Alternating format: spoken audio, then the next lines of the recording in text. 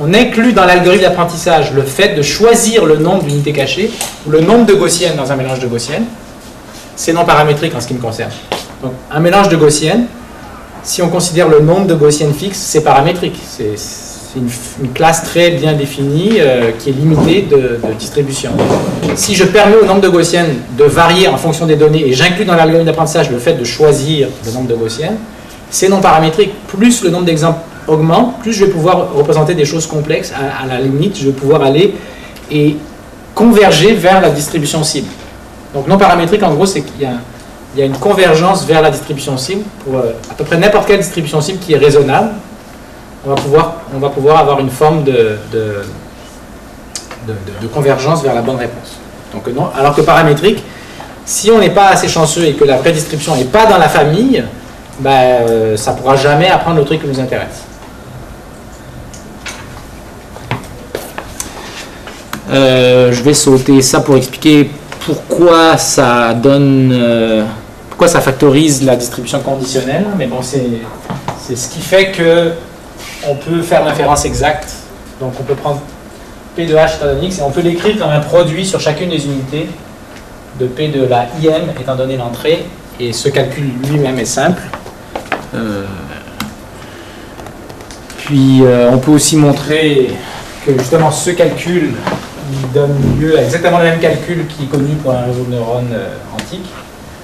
Donc on prend nos entrées, on multiplie par une matrice, on part un vecteur qui correspond à cette unité, on rajoute un biais et puis on passe dans une sigmoïde qui donne une probabilité que l'unité I soit active ou pas. Il y a un autre concept qui est intéressant, c'est le concept d'énergie libre. Donc vous vous rappelez que on commence ici. J'ai dit qu'on pouvait définir des distributions en fonction d'une fonction d'énergie. Tout à l'heure, j'avais juste un P de X. Maintenant, j'ai deux jeux de variables, les X et les H. Et c'est la même chose.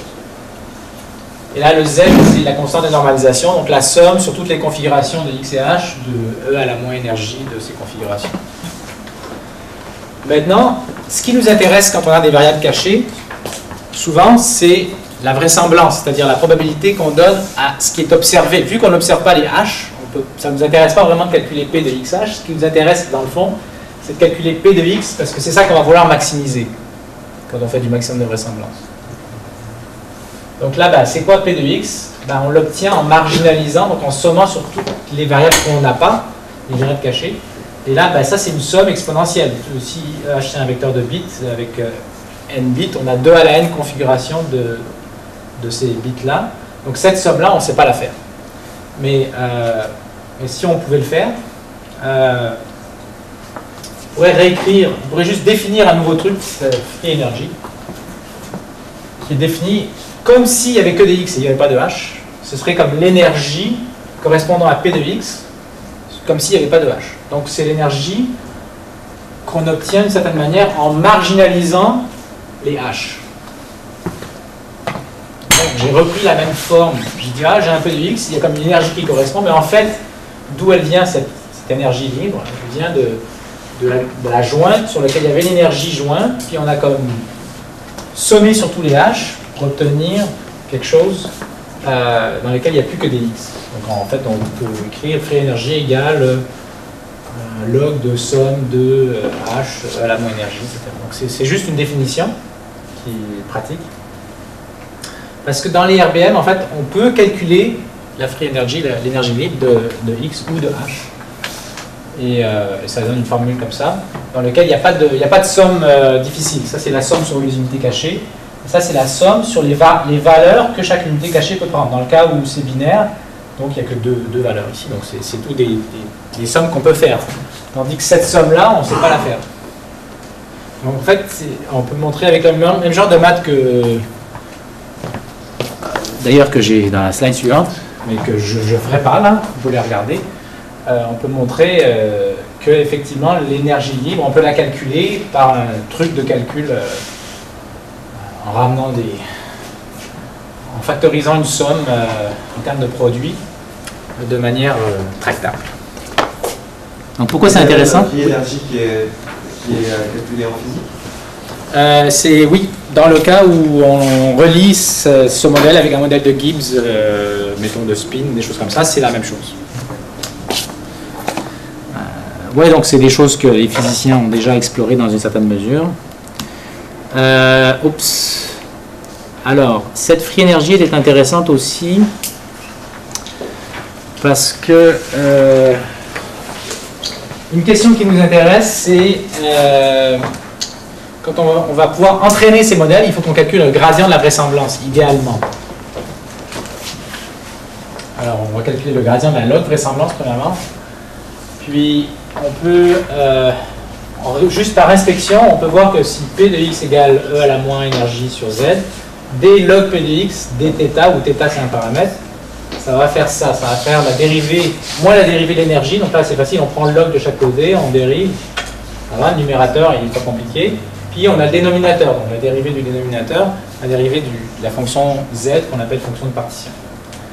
Alors, le premier terme, si on peut calculer l'énergie, ça va être facile, c'est trivial. Donc, maintenant, la question, c'est le deuxième terme. Deuxième terme, on le regarde. Donc, comme z, c'est la somme sur les x, donc toutes les configurations de E à la moins énergie de x, on va avoir cette dérivée. Et puis, là, c'est bien dommage qu'on... mais... ce que ça dit ici, c'est qu'on va se retrouver, avec un calcul vraiment simple, à la somme sur toutes les configurations de x, de P de x fois la dérivée d'énergie de x par rapport à θ. Donc en fait, c'est exactement une espérance de la dérivée de l'énergie par rapport à nos paramètres.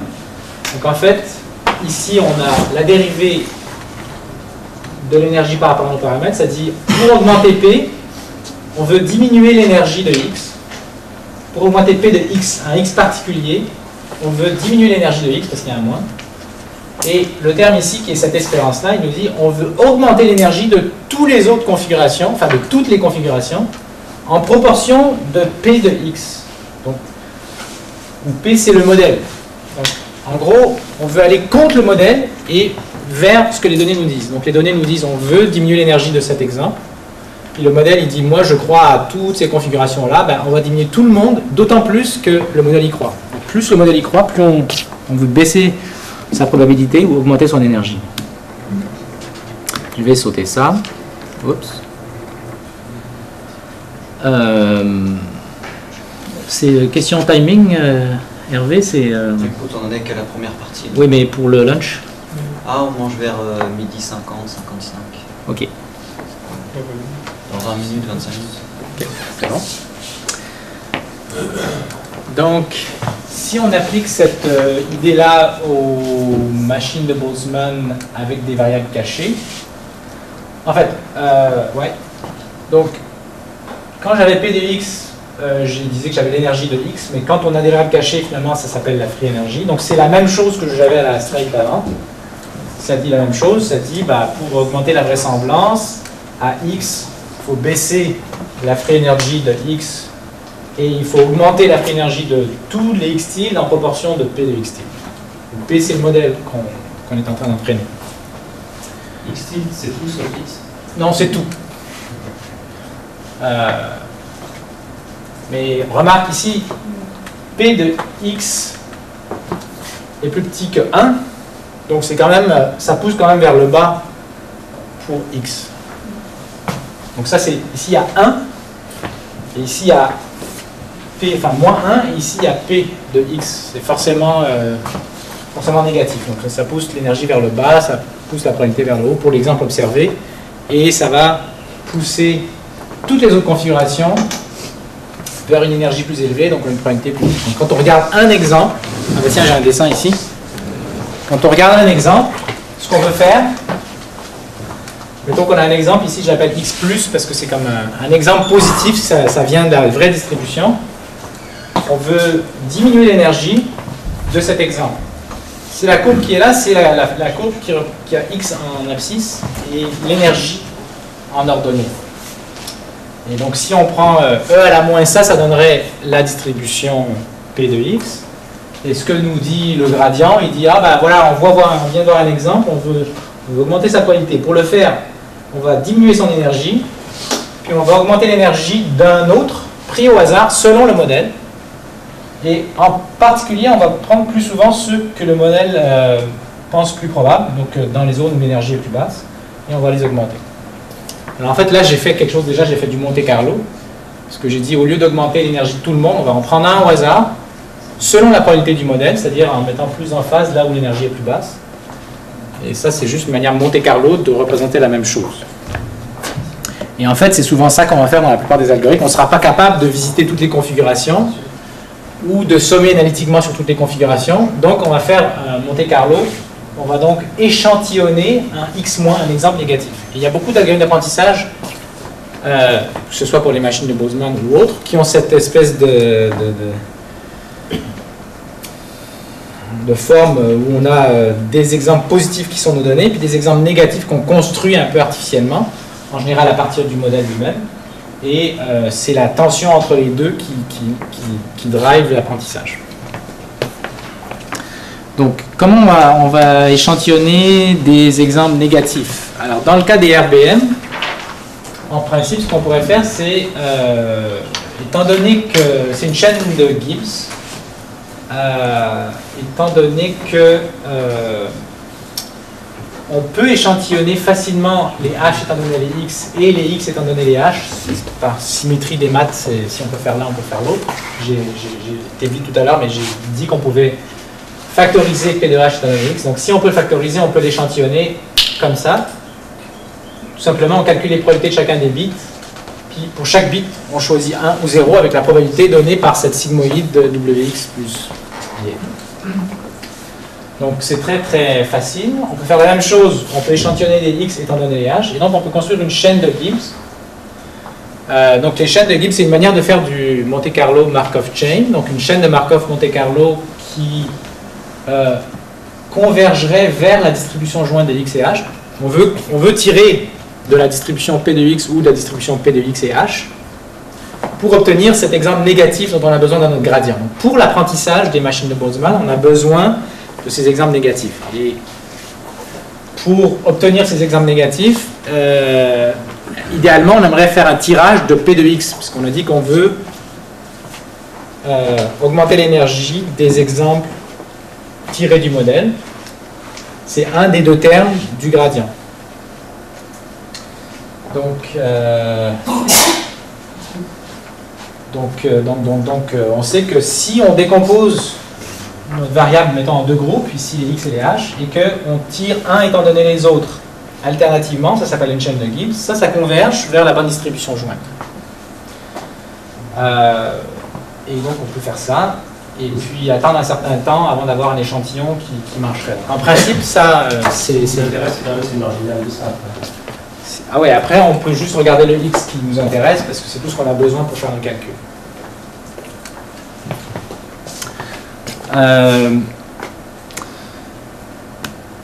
Donc là, il y a plein de variantes de cette idée-là pour faire un petit peu mieux.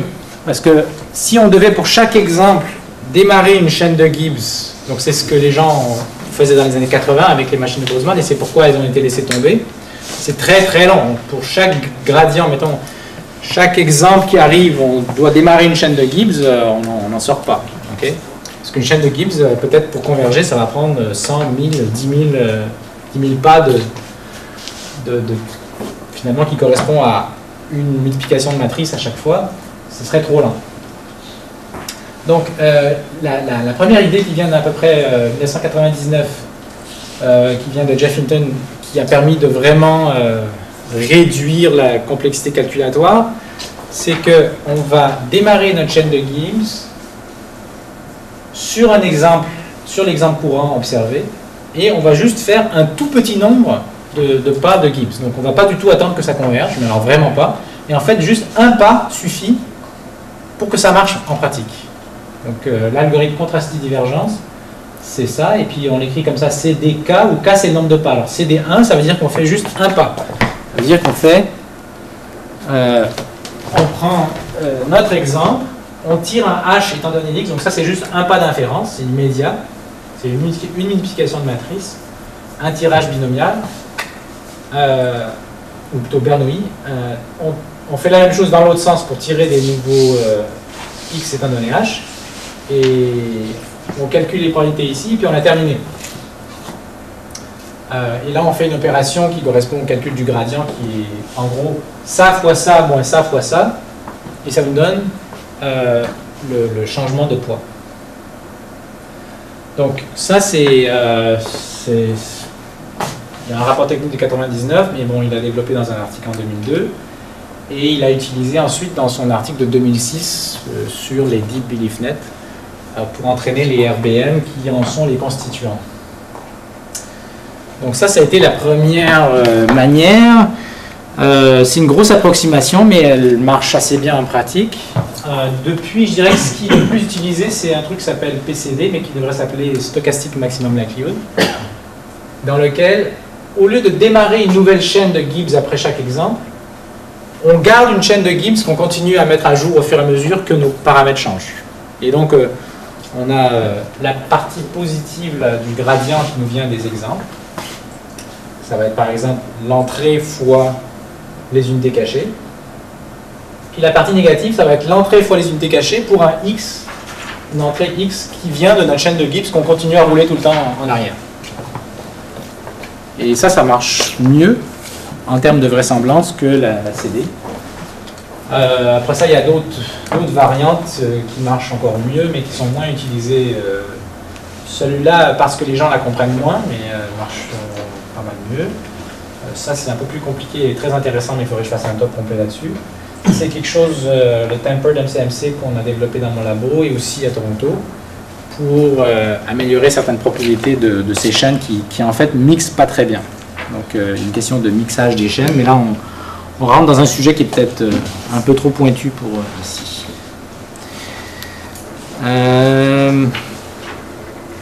Ouais, donc je vais juste le dessin pour la persistante CD, la PCD ou Stochastic Maximum Likelihood. On prend notre entrée, comme j'ai dit, on calcule, on fait l'inférence, on a nos X, on a nos H qu'on obtient à partir de ça. En fait, on n'a même pas besoin de faire l'échantillonnage, on fait juste calculer les probabilités pour chacun des bits. Puis, on avait un X dans notre poche qui venait de la chaîne du coup d'avant, avec les poids qui ont changé depuis la dernière mise à jour, on calcule un nouveau H, P de H étant donné X, pour ce X-là. On recalcule un nouveau X qui va être celui qu'on va utiliser à la prochaine itération. Et on fait la même chose, on fait ça fois ça.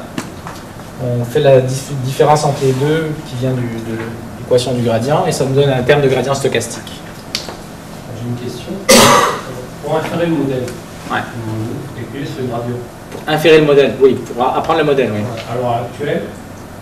Donc c'est ça qu'on fait là. Là, je montre comment on calcule le gradient. Donc, ce sont des méthodes approchées pour le calculer. Donc c'est un gradient stochastique dans le vrai sens du terme, parce qu'il y a des tirages là-dedans. Donc ça veut dire que l'inférence, si j'ai bien compris, était exacte si on exploitait toute la combinatoire. Non, l'inférence elle est exacte, point. Donc P de H étant donné X, c'est trivial. On prend X, on multiplie par W, on ajoute notre biais, on calcule les sigmoïdes. Donc ça c'est une couche de réseau de neurones. Ça y est, on a les H. Donc là on a les probabilités de chacun des H. On peut les tirer, on peut calculer leur espérance, c'est la même chose que la probabilité, on peut faire ce qu'on veut avec. On fait la même chose avec la chaîne en arrière de Markov, et on soustrait les deux termes X fois H, et ça nous donne un pas de gradient stochastique. Il est stochastique pour deux raisons. Il est stochastique parce qu'on a fait des tirages dans notre chaîne, et il est stochastique parce que ça c'était juste un exemple, donc pour la même raison que quand on fait un descente de gradient stochastique habituel, un exemple à la fois, il y a du bruit parce qu'on n'attend pas de voir tous les exemples avant de faire un update. Et donc c'est ça, on fait notre pas de gradient stochastique, on passe au prochain exemple, etc. Donc là c'est de la descente de gradient stochastique bête et méchante habituelle qui s'applique assez facilement ici. Et il y a eu des taux d'intelligence qui s'appuient sur les exemples, des choses comme ça, je pense. Moi, je continue à faire du 1 sur T. Il s'appuie sur les exemples dans le sens que la vitesse à laquelle on décroît peut être un hyperparamètre qu'on va contrôler. J'ai une question sur le slide précédent, sur pardon, méthode que vous avez citée pour entraîner les RBM. Ouais. Comme ça paraît comme un modèle à variable constante, est-ce qu'on ne peut pas utiliser des algorithmes de type pour entraîner ces RBM? Non, parce que si c'était un modèle dirigé, ça aurait du sens, mais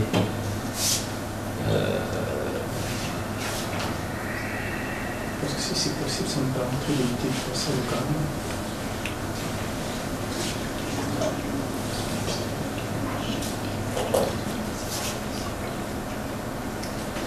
non, parce que même si on connaissait la variable latente, la partie m-step, on ne saurait pas la faire exacte. Donc la partie e-step, elle est triviale, puisqu'on peut calculer p de h dans un x. Donc on peut calculer la variable latente. On peut tirer, on peut faire une espérance en principe, puisque ça factorise. Mais le m, on ne saurait pas le faire exact. Donc du coup, ça ne nous sert à rien de faire un em. Tandis que si on avait un modèle dirigé, dans un modèle dirigé classique, là, un modèle graphique, quand on connaît toutes les variables aléatoires, on peut calculer le gradient trivialement, normalement. Et là, même si on connaissait les x et les h, le gradient n'est pas trivial à cause de la fonction de partition, là, la constante de normalisation qui inclut une somme sur toutes les configurations, et donc on est aussi embêté, donc ça ne sert à rien de faire du em là.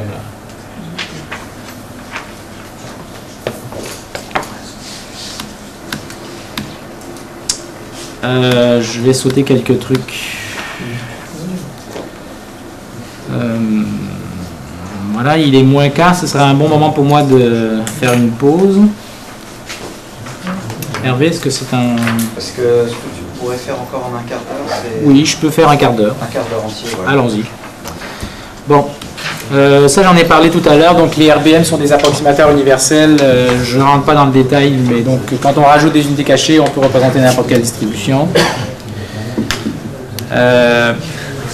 Il faut faire attention, il y a des variantes des RBM pour les entrées continues. Alors, par exemple, quand on fait de la parole, on s'intéresse à des entrées continues, puis en fait dans l'image aussi, sauf le cas très précis des chiffres MNIST qui sont quasiment des bits.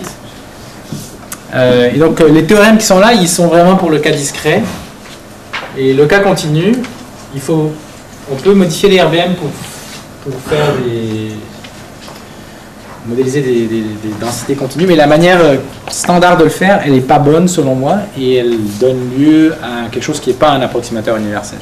Donc ça c'est un commentaire, faire un peu attention pour ça, c'est des choses en construction là pour généraliser les RBM de manière plus puissante au cas continu.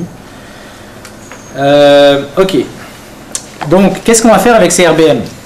Donc ce qu'on va faire, c'est que on peut s'en servir directement pour faire plein de choses. Il y a plein d'articles, c'est juste on prend des RBM, on les applique à ceci et cela, c'est un modèle de distribution. On peut représenter des distributions jointes entre des x et des y par exemple, si on veut apprendre un truc sur le discriminant. Mais maintenant, si on veut apprendre des représentations à plusieurs niveaux, qu'est-ce qu'on peut faire? On peut stacker des RBM. Donc une fois qu'on a appris une RBM, on peut prendre les représentations qu'on a là et considérer ça comme quelque chose dont on veut modéliser la distribution. Et on stack une deuxième RBM par-dessus. Et en fait, il se trouve que de faire ça, ça a du sens mathématiquement. Donc, comme je disais tout à l'heure, hier, pendant la présentation de Mathieu, quand on rajoute une couche, ce que ça fait, c'est que ça nous permet de changer le prior, donc la distribution, sur les variables latentes ici. Donc si on avait juste la couche ici, ça implique un certain P de H, un certain prior sur les variables latentes. Et ce qu'on fait quand on rajoute une couche, c'est qu'on dit on va changer ce prior-là par autre chose, qui va être un peu plus compliqué, parce que maintenant on va modéliser ce P de H, ça va être la job de la couche au-dessus, de modéliser ce P de H. On va prendre les H qu'on obtient étant donné les X, et on va considérer ça comme une distribution, on va marginaliser, on va oublier les X, on va juste regarder les H qu'on obtient quand on échantillonne H de X, et on va considérer ça comme des données qu'on veut modéliser avec un deuxième RBM. On peut continuer ça comme ça. Ça donne un modèle qui s'appelle un deep belief net. Et une fois qu'on a fait tout ça, on peut jeter l'interprétation probabiliste à la poubelle et juste garder les poids pour un réseau multicouche standard classique. Donc en fait, on se sert juste de ça pour apprendre des représentations de plus en plus haut niveau. Et après, on peut faire un truc discriminant par-dessus. Ça, c'est une manière de faire les choses. On constate que c'est RVM. Ouais. Concrètement, numériquement, Ouais. il n'y a pas de difficultés par rapport aux différents taux de vitesse. Il n'y a pas de convergence de chacun des RVM qu'on va empiler. Il n'y a pas des conseils ou. Il faut intégrer de l'information, donc il y a certaines couches qui vont converger plus vite que d'autres.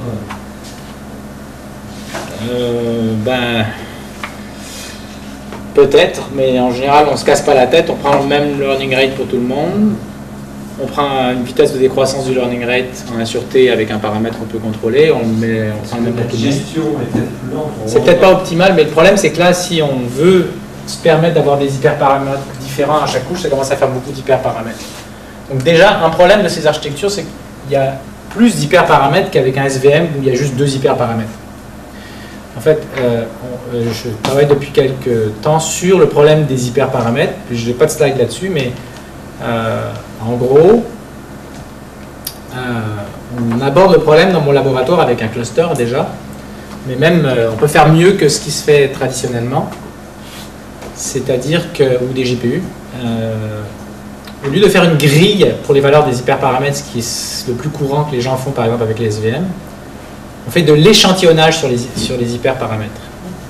Donc, mettons qu'on a les learning rates, okay? Donc c'est genre 10 à la moins 1, moins 2, moins 3, moins 4, moins 5, moins 6, et peut-être des valeurs plus fines. Ça serait une grille. Et on fait ça pour l'autre hyperparamètre qui serait, je ne sais pas, la vitesse de décroissance ou le nombre d'unités cachées de 10 à 5000 sur une échelle exponentielle. Alors, au lieu de discrétiser ces valeurs-là, on peut dire, ah bah bon, on a un intervalle continu et on va faire un tirage uniforme à cet intervalle. En général, par exemple, pour les learning rates, on va prendre un intervalle genre de 1 à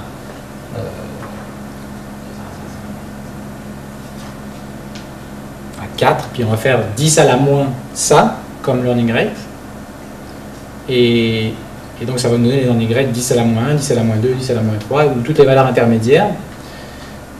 Et on va tirer de ces distributions-là, et on va donc obtenir des configurations aléatoires des hyperparamètres. Et cette méthode-là, quand on a pas mal d'hyperparamètres, est beaucoup plus efficace pour explorer l'espace que la méthode de grille. Tout ce qui est non orthogonal, la twin square, des choses comme ça peut être intéressant. Ça permet d'échantillonner finement l'espace dans la grande dimension, avec beaucoup moins de points. Exact. Ce que ça fait, c'est ça.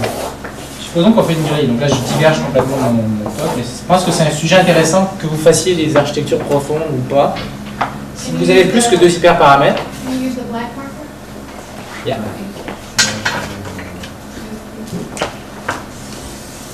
Donc, si on fait une grille d'hyperparamètres, ce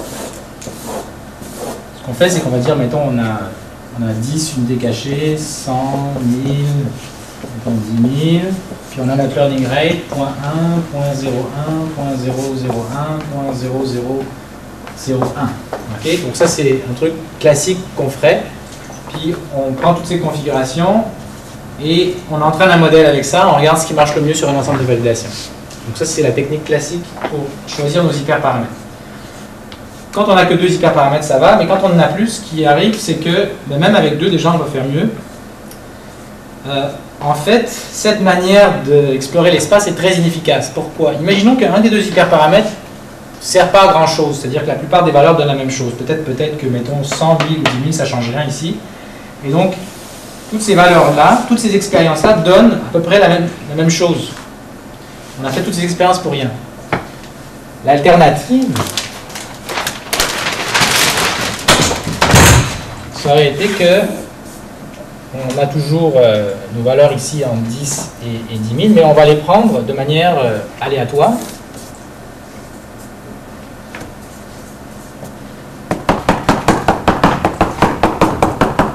Le même nom.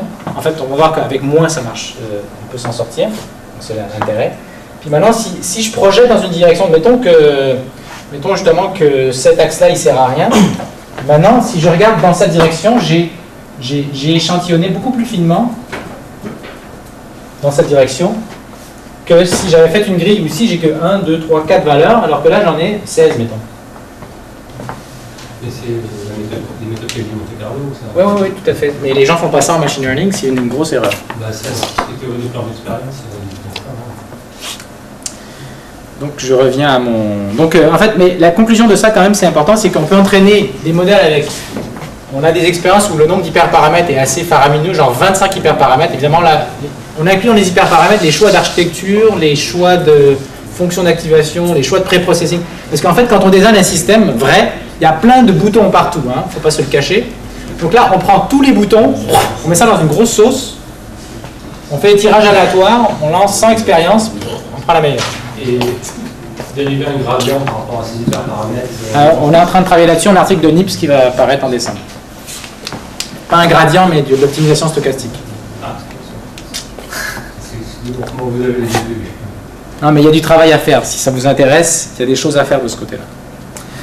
Ok, bon. Donc,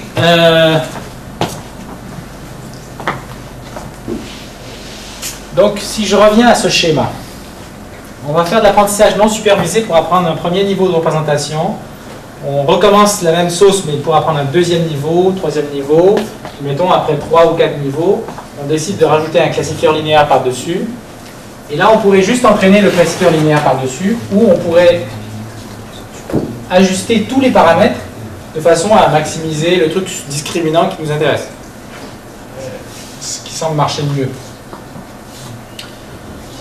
Alors, il y a donc deux phases. Il y a une phase d'apprentissage purement non supervisé, puis il y a une phase purement supervisée. On n'est pas obligé d'utiliser les mêmes exemples pour ces deux phases. Par exemple, si j'ai accès à 1 milliard d'exemples non étiquetés, je peux m'en servir pour la phase non supervisée, puis j'ai peut-être juste 1000 exemples étiquetés, et je peux m'en servir ici pour la phase supervisée. Donc en fait, je peux faire du semi-supervisé. C'est ça, semi-supervisé, c'est que j'ai beaucoup d'exemples non étiquetés, quelques exemples étiquetés, et comment j'exploite mes exemples non étiquetés? Ben là, je m'en sers pour apprendre des bonnes représentations. Malgré le fait que j'ai peu d'étiquettes, les exemples non étiquetés peuvent donner beaucoup d'informations sur ce qui est approprié comme représentation. Donc, c'est très utile et en fait, on a utilisé ça à plusieurs sources avec pas mal de succès. J'entrerai pas dans les détails de ça, mais oui. Ça rejoint ce que tu disais tout au départ avec ton clustering de l'espace avec les cases vides.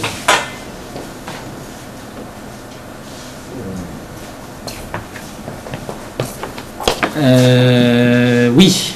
Oui. L'exemple construit. Oui. Oui, les exemples non étiquetés nous aident à trouver des représentations qui sont pertinentes pour des cases pour lesquelles on n'a pas d'exemple étiqueté. Exactement. Et parce que c'est orienté. Non, ça c'est autre chose. Ça pourrait être orienté. Ça a rapport avec le fait que on apprend des représentations de manière non supervisée. N'importe quel algorithme d'apprentissage non supervisé fait l'affaire ici. En fait, on peut remplacer les RBM par plein d'autres choses. Ça marche aussi. Donc du sparse coding, des autoencodeurs, je vais en parler tout à l'heure. Ben non. Non, parce que ça ne donne pas des représentations distribuées, Conan. Enfin, on peut, mais ça ne marchera pas aussi bien d'après moi. On veut apprendre des représentations assez riches. Parce que si on fait un clustering, donc il va y avoir juste un truc qui s'active, on aura perdu beaucoup d'informations sur l'entrée. C'est ça l'argument que j'avais. D'accord, mais les distributions, les activités peuvent être... ouais, mais ça ne contient pas beaucoup plus d'informations. Ça permet d'interpoler, ça permet de faire des frontières molles. Donc, dans le dessin que j'avais sur les représentations distribuées, là, j'avais dit ça peut être des frontières dures là, entre les cases, ou ça peut être des frontières molles. J'ai pas trop expliqué ce que ça voulait dire des frontières molles, mais si je rajoute un degré d'appartenance, comme dans un mélange de Gaussienne ou dans une carte de Cohen où j'ai plusieurs voisins qui peuvent être activés, ben là, à ce moment-là, non seulement je sais que je tombe dans une région, mais j'ai de l'information un peu plus fine sur où dans la région je tombe, parce que je sais qu'il y a aussi lui qui est actif avec un certain degré. D'accord? Où je connais le degré d'activation de lui, donc ça me donne un peu d'informations supplémentaires. Donc c'est déjà mieux qu'un pur clustering ou un pur codebook.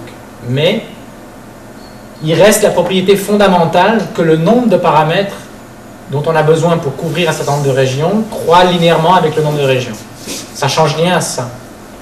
Donc, d'un sens de généralisation, c'est beaucoup moins puissant qu'une représentation distribuée, en tout cas théoriquement.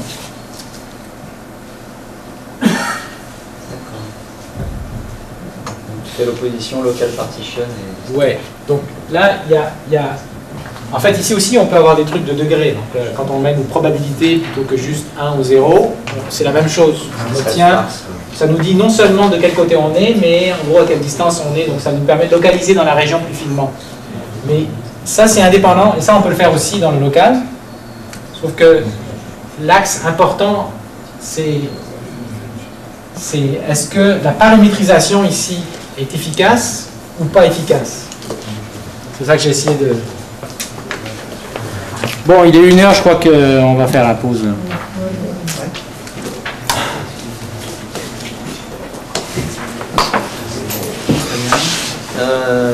Désolé, je m'occupe du son aujourd'hui, mais j'ai démarré une thèse avec Hervé et Joseph, qui sont là, sur la problématique de débrouillage de rehaussement de la parole, en utilisant des techniques tournant autour du sparse coding. Je m'appelle Joachim Hamel, je travaille avec Stéphane sur les représentations invariantes dans l'audio qui se font en utilisant des opérateurs de scattering et regarder les propriétés par rapport à l'audio et classification. Bonjour, Faisal Chamouki, je suis maître de conférence à l'Université de Toulon. Je travaille au labo L6 et en particulier avec Kevin, avec Hervé Crétin. Je travaille sur l'apprentissage de nouvelles statistiques dans un contexte musical.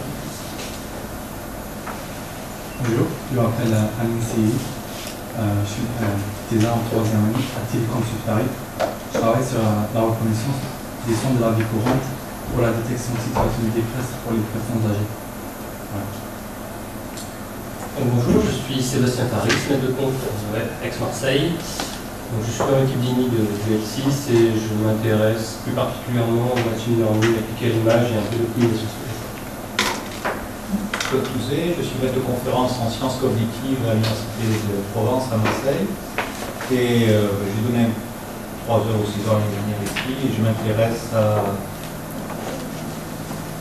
des systèmes qui permettent de créer des intelligences artificielles généralistes, mais plus en utilisant les cartes auto-organisatrices un petit peu modifiées.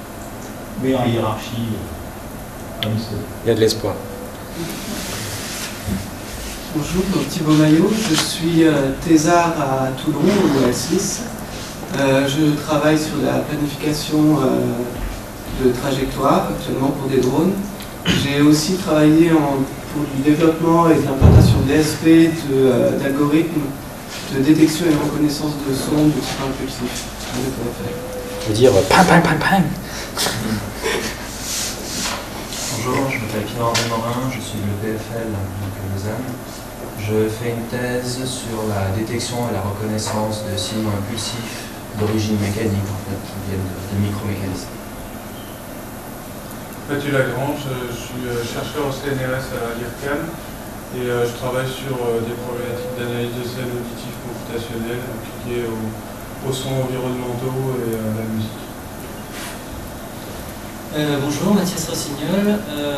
J'ai travaillé en traitement automatique des langues, puis en reconnaissance de parole. Et maintenant, je travaille avec Mathieu sur l'analyse de scène audio par ordinateur, donc l'application de méthodes d'apprentissage non supervisées sur cette problématique. Bonjour, je suis Marie-Christine Laton, professeure émérite à l'Université de Nancy, en Île-de-Lorraine maintenant. Mon champ de recherche concernait principalement, pour faire le pendant avec les travaux de Ushua, l'acquisition et la formalisation de connaissances explicites pour l'aide à la décision dans différents domaines, la rééducation vocale, la conduite de procédés ou les domaines médicaux. Je suis professeur émérite à l'Université de Rennes et à l'Institut universitaire de France. Et j'ai un intérêt de longue date pour l'intelligence artificielle, comme tu as défini ce matin, pour la parole et pour l'image aussi. Je suis Joseph Razik, maître de conférence à Toulon, dans le L6, à Kidini. Et je travaille principalement sur la reconnaissance de la parole et parole humaine et aussi maintenant parole mammifère. Bonjour, I'm Zana Devokias, and I'm working as a postdoc with Hervé and his team at the University of Toulon. And the main focus of the research is handwritten text recognition under Cosby Lego, and hopefully I'll be able to continue the work that I did in audio processing at Columbia for analyzing marine mammal sounds. Anybody understood me? Yes. And I'm going to Mars. See, somebody understood. Bonjour, moi je suis Pierre Machard, je suis en thèse en co-direction entre le LIF à Marseille, donc l'équipe Carmack, l'équipe d'apprentissage, et l'équipe DINI du L6 à Toulon, donc avec Hervé Glotin. Et moi ce qui m'intéresse, donc je suis vraiment centré sur l'apprentissage et je m'intéresse en particulier aux méthodes à noyaux, notamment comment les faire passer à l'échelle, soit par des méthodes d'approximation, soit pas mal d'optimisation aussi. Et de préférence essayer de lier les différentes approches ensemble. Bonjour, Mathieu Kowalski, donc maître de conférence à l'Université Paris-Sud, au laboratoire des signaux et systèmes, et je m'intéresse à la résolution des problèmes inverses mal posés avec des approches parcimonieuses et si possible structurées. Bonjour, moi c'est Chabir Jourigui-Berry, je suis ingénieur recherche chez Audionamics, une société qui travaille pour le cinéma et la musique dans le traitement du son, spécifiquement la séparation de sources. Et je vais commencer une thèse, je commence une thèse avec Télécom Paris et Gaël Richard sur comment rendre cette séparation de sources audio automatique. Bonjour, Patrick Marmaroli, je suis thésard à l'EPFL à Lausanne. Je m'intéresse au réseau de microphones, comment les optimiser pour améliorer les performances en tracking de sources mobiles, alors en séparation ou en débrouillage. Un peu tous les thèmes qui tournent autour du traitement audio. Donc je suis Hervé Glotin, je m'intéresse à la fusion d'approches de connaissances en sciences cognitives et de traitement de signal et d'apprentissage automatique. Après, on va passer à Olivier. Olivier Adam, je travaille sur les détections, localisations de baleines, de cétacés, et plus récemment sur l'estimation de densité à partir des sons. Et je suis à Paris-Sud. Et prof à Paris. C'est non des baleines, hein? Pardon? Des baleines? Non, c'est vrai qu'on vient ici. Alors, moi, Boucher, je suis thésard au laboratoire ANIPAD de Paris Descartes, où je me suis spécialisé dans l'analyse d'images médicales. Donc, en ce moment, j'effectue ma thèse sur le recalage et l'analyse de mammographie. Et en ce moment, je travaille justement sur le fait de trouver une base permettant d'analyser les mammographies de manière parcellaire. Je suis Laurent Périnet, je suis chargé de recherche à CNRS à Marseille. Je suis spécialisé donc en neurosciences computationnelles, je suis spécialisé sur la vision de bas niveau, les premiers étages de la perception visuelle. Et je suis intéressé par les approches de sparse coding et de développer des apprentissages non supervisés. J'essaie de développer des approches bayésiennes sur la perception du mouvement, de comparer ça avec ce qu'on a au labo sur des traces de mouvement des yeux et les enregistrements qu'on peut faire en même temps sur les aires visuelles primaires. Et actuellement, je suis chez Carl Friston au University College of London pour développer une architecture hiérarchique qu'on pourrait compiler d'une certaine façon sous forme d'un réseau de neurones. C'est un travail qu'on essaie de faire dans un projet européen gigantesque qui s'appelle BrainScales. Et c'est de voir justement les différentes échelles de traitement dans le cerveau. Voilà, je suis professeur à l'école polytechnique. Dans le passé, j'ai pas mal travaillé sur transformation mondiale, représentation parcimonieuse, qui me poursuit. Et depuis quelques temps, je travaille plus précisément sur un problème de classification, de reconnaissance, pour essayer d'un peu mieux comprendre des choses qui sont d'ailleurs liées à ce que je vais présenter, et et toutes sortes d'approches pour voir un peu quelles sont les mathématiques sous-jacentes et puis voir si tout cela a aussi des similarités avec d'autres choses qui seront en mathématiques, en physique, et développer des algorithmes. Moi, les applications qui m'intéressent sont souvent au traitement d'image, mais aussi depuis quelques temps, à travers le travail de Joachim, on travaille sur des problèmes de reconnaissance aussi. Très bien, merci. Donc on va reprendre l'exposé de Yoshua. Moi, je ne suis pas Yoshua Bengio, mais par contre, c'est mon nom. Non, je suis une personne, je ne suis pas mon nom. Je suis... ouais, d'accord. C'est des marguerites.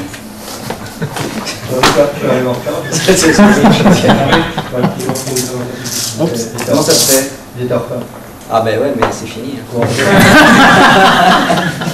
Alors, Stéphane. Donc Stéphane Morchamaillet, prof à l'Université de Genève, dans le département d'informatique. Donc je travaille en recherche d'information, multimédia, donc beaucoup d'images et vidéos. Et qu'on essaye de mixer les différentes modalités d'information avec des approches machine learning et donc notamment à travers ce type de proposition, parce que c'est souvent la base pour l'unification d'informations de ce genre-là, surtout sur l'apprentissage interactif, puisque c'est de la recherche d'information. Donc voilà, on essaye de mettre ces modèles à l'échelle et en plus les rendre rapides qui permettent l'interaction. Et désolé. Ah, ça va. Donc,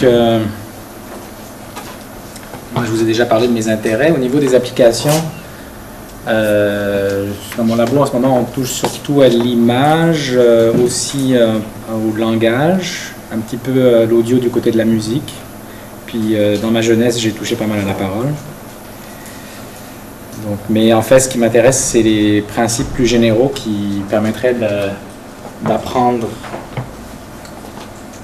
des choses très complexes dont on aurait besoin pour fabriquer des machines intelligentes. Donc là où j'étais rendu, on parlait de réseaux profonds et de Deep Belief Network, etc. Puis je mentionne là un petit peu certaines variantes de ces architectures qui sont beaucoup utilisées en images. En fait, on peut faire le même genre de traitement sur l'audio. Ça n'a pas été beaucoup fait, ça a été fait dans les années 90, mais je ne le vois pas tellement dans les dernières années. Donc, en plus de tout ce qu'on trouve d'habitude dans les réseaux de neurones, que ce soit avec l'apprentissage non supervisé ou supervisé, etc., probabiliste ou pas, ici, il y a un principe, c'est que on a des couches qui, en plus de faire ce qu'elles font d'habitude, sont structurées un peu plus. Donc on a essentiellement des convolutions et du pooling. C'est le terme moderne que les gens utilisent. Donc les couches de convolution, c'est la même chose que les couches linéaires habituelles, sauf qu'au lieu d'être un opérateur linéaire général comme une matrice, c'est des convolutions. Donc ça veut dire, en termes de neurones, que les unités qui détectent une caractéristique le font en prenant en entrée seulement une partie de l'image en dessous, de la carte en dessous, et les caractéristiques sont maintenant localisées en coordonnées XY. Si c'était par exemple temps-fréquence, ça pourrait être temps-fréquence plutôt que position XY. Et puis, en plus des couches de convolution, on va intercaler entre les couches de convolution des couches de pooling qui vont prendre les sorties du même type, mais maintenant c'est plus général, qui vont prendre des sorties localisées dans l'espace, la topologie par exemple XY dont je parlais, potentiellement aussi dans une certaine topologie dans l'espace des caractéristiques. Donc un certain nombre de caractéristiques voisines du niveau d'en dessous et qui vont faire un max ou une moyenne ou un autre genre d'opération semblable où on agrège plusieurs choses ensemble qui vont faire en sorte que la sortie est plus robuste à des variations à l'intérieur du groupe en question. Donc on construit des groupes, c'est relié aussi à ce qui se fait avec du sparse coding par groupe, donc c'est assez proche. En fait, une manière d'agréger, c'est exactement la même chose que ce qu'on fait avec le groupe sparse coding. On prend la racine de la somme des carrés, donc la norme mixte. Et puis l'avantage de ça, c'est que ça donne, après ce deuxième niveau, des choses qui sont plus invariantes que ce qu'on avait auparavant, et on peut empiler ces genres de couches-là. Donc Yann Lequin a fait son pain et son beurre depuis la fin des années 80 de ce genre de truc. Et il a utilisé ça pour résoudre toutes sortes de problèmes, en commençant dans les années 80-90 avec les chiffres manuscrits, puis ensuite la détection d'objets, de visages, maintenant de corps humains, etc. Donc, je n'en dirai pas beaucoup plus sur les architectures convolutionnelles, mais aussitôt qu'on s'attaque à des problèmes où il y a une structure comme le temps, les X, Y pour les images, etc., ça vaut la peine de considérer ce genre d'architecture comme supplément à ce qu'on fait d'habitude. Ça, j'en ai parlé un peu tout à l'heure. Quand on a entraîné des RBM, on peut les stacker de différentes manières. Et ce que j'ai voulu expliquer tout à l'heure, c'est qu'en fait, il y a une formalisation mathématique de cette manière de stacker que je ne présenterai pas ici, mais qui se trouve dans plusieurs articles, dont mon long article et l'article de 2006 de Hinton et compagnie, qui donne lieu à des deep belief net. Donc un deep belief net, c'est un modèle un peu spécial qui a un modèle graphique avec des liens dirigés, donc comme un modèle graphique ordinaire, avec les causes en haut et puis l'observation en bas. Mais la dernière couche, c'est une RBM. Donc on génère la représentation ici en tirant de la RBM. Une fois qu'on a cette représentation, ben, on a une probabilité conditionnelle pour générer celle-là étant donné celle-là, une probabilité conditionnelle pour générer celle-là étant donné celle-là, etc. Donc c'est comme ça qu'on pourrait, en principe, générer des entrées d'une deep belief net. Et il se trouve qu'une manière qui a un sens de construire cette deep belief net, c'est de commencer par entraîner ça comme si c'était une RBM, donc avec une connexion dans les deux sens. Une fois qu'on a ça, on va brancher on va entraîner une deuxième RBM, comme je disais tout à l'heure. Ce qu'elle va faire, elle, c'est que elle va produire un prior sur la couche ici. Et on va changer l'interprétation de ça. Ce ne sera plus une RBM, ce sera juste P des observations, étant donné les cachés. On va juste garder cette partie-là, cette flèche-là, on élimine l'autre flèche. Et pour la partie probabilité des cachés, bah, c'est donné par tout le modèle jusque-là. Au début, ce sera donné que par cette RBM, mais on continue comme ça à rajouter des couches. À chaque fois, on construit un prior plus sophistiqué des interactions entre les variables qu'on a captées au niveau inférieur. Vous me suivez? La deep Boltzmann machine, en fait, c'est une machine de Boltzmann. On a vu en général ce que c'était tout à l'heure. Sauf que, au lieu que tout soit connecté à tout, ben, on a plusieurs niveaux. Et il se trouve aussi qu'on peut les entraîner en stackant des RBM. Et là, le processus pour mathématiquement faire ça proprement est un peu plus compliqué, mais en réalité, c'est un truc de doublage des poids, parce que là, chaque unité ici, maintenant, va recevoir des signaux qui viennent d'en bas et d'en haut. Et donc, alors que quand on les a entraînés comme RBM, ils recevaient des signaux que d'un côté. Et donc, on va en gros diviser les poids par deux pour que ça fonctionne, pour initialiser une deep Boltzmann machine. L'avantage de la deep Boltzmann machine, c'est que là, on est capable de faire de l'inférence et on est capable de faire de l'apprentissage. Dans un deep belief net, une fois qu'on a entraîné ça comme un stack de RBM, on ne peut pas vraiment entraîner, il n'y a pas d'algo pour vraiment proprement entraîner ça. La deep Boltzmann machine, on peut. Et puis, la grosse différence, c'est comment on est capable de faire de l'inférence, autre qu'une approximation grossière qu'on fait avec des deep belief net, qui est juste utiliser les flèches dans l'autre sens, donc juste feed forward. Ici, on peut faire la réinférence en faisant un peu de Gibbs, donc en laissant chaque unité se modifier étant donné les autres, exactement comme on s'imagine que ça pourrait être dans le cerveau. Donc, on laisse itérer un petit peu et le système converge, s'approche de configurations plus plausibles au fur et à mesure qu'on le laisse itérer. Si on arrête à n'importe quel moment, ça va, mais plus on attend et plus on a des configurations raisonnables. On peut s'imaginer que dans le cerveau, c'est la même chose. Si je vous montre une image et je vous donne juste 100 millisecondes pour répondre, vous allez répondre quelque chose qui n'est pas complètement mauvais. Si l'image est assez simple, vous allez bien faire. Si c'est plus compliqué, vous allez faire plus d'erreurs. Si je vous donne plus de temps, vous allez mieux réussir. Et plus je vous donne de temps, et plus vous allez être capable de capter ce qui est dans l'image et de répondre à ma question. Puis après 500 millisecondes, à peu près, vous avez déjà une bonne idée de pouvoir répondre à la plupart des questions sur l'image sans avoir besoin de la regarder encore une fois. Donc, ça c'est d'une manière d'obtenir des architectures profondes génératrices, mais comme j'ai dit tantôt, en pratique, souvent ça a été utilisé pour construire des modèles discriminants, donc je ne reviens pas là-dessus pour l'instant. J'ai juste une question sur la relation par exemple entre la première et la troisième couche.